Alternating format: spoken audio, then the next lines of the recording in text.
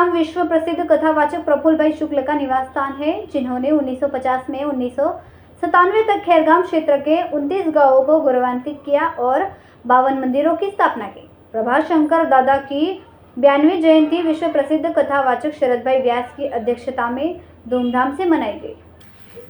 अंकुर भाई शुक्ला द्वारा बड़ी संख्या में आए भूदेवों एवं अतिथियों का स्वागत किया गया। उपस्थित भूदेव द्वारा शांति पाठ कर इस अवसर पर कथाकार मितेश भाई जोशी, भरत भाई व्यास, कथाकार श्री मेहुल भाई जानी, कथाकार श्री हरीश भाई दवे, कथाकार श्री पंकज भाई व्यास, आशीष भाई व्यास, कथाकार श्री देवू भाई जोशी को श्रद्धांजलि अर्पित की। श्रद्धा सुमन की पेशकश ईश्वर भाई जोशी, भास्कर भाई दवे ने इस अवसर पर श्री प्रभाशंकर दादा की पोती जानकी बेन मयूर भाई दवे ने दादा के आदर्श वाक्य कड़ी मेहनत का कोई विकल्प नहीं पर विशेष जोर दिया। कथावाचक प्रफुल्ल भाई शुक्ल ने कहा कि बापूजी का आशीर्वाद ही हमारा जीवन है।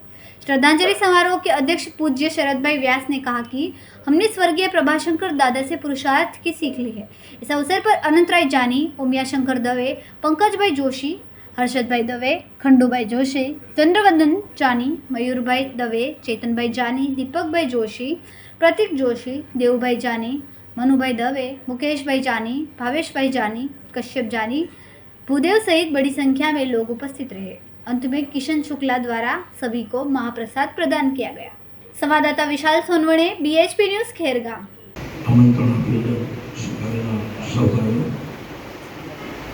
बस बापूजीना आज 92 जन्मदिवस प्रसंग मारी इच्छा है कि आज 92 जन्मदिवस उजवे આપણે બધા હાજર રહીએ। ભગવાન એનો 100મો જન્મદિવસ પણ મારે ઉજવવો છે, કારણ કે એને એવો શોખ હતો, આ એનો શોખ હતો। એ ભીમ 11ના દિવસે બધાને ભેગા કરી અને એના જો સૌથી નજીકના મિત્ર હોય તો પંકજભાઈ છે। મારા બાપુજીના જો સૌથી નજીકના કોઈ મિત્ર હોય, જેકા કાકાનો સૌથી નજીકનો મિત્ર હું, મારા બાપુજીના સૌથી નજીકના કાંઈ બી નામ હોય પંકજ। આ બધી ભગવાનની દયા છે અને ભગવાન જેમ કરાવે આપણે કરવાનું છે। એટલે વિશેષ કહીને કહેતા બાપુજીના આશીર્વાદ સૌના ઉપર વરસે અને સૌ આપણે ભાઈએ કીધું કે ગઝલ તો એક બાનું છે।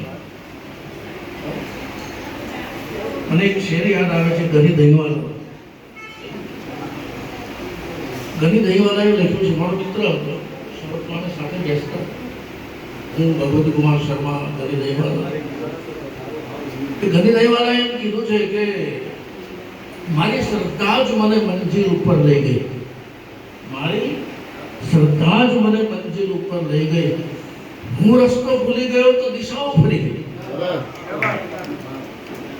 હું રસ્તો ભૂલી ગયો તો પછી બધા બાપુજીના આશીર્વાદ છે। આપણે હરિહર કરીએ, ભોજન કરીએ અને સૌને ખૂબ ખૂબ